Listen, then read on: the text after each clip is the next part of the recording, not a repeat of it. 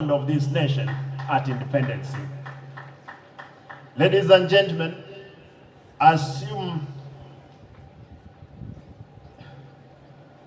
yes, sasa hawa watoto hii ndio mambo ya devolution.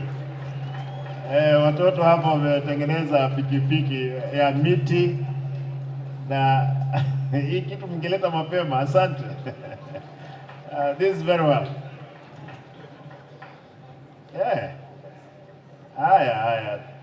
Hawa watoto mtajua ni wako darasa la ngapi. Naona wametengeneza pikipiki ya miti hapa.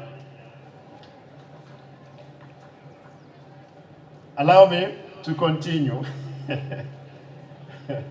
Haya, karibuni. Hawa watoto mtawaleta baada ya mimi kumaliza. Tuone, tuhakikishe kwamba wametengeneza pikipiki mzuri.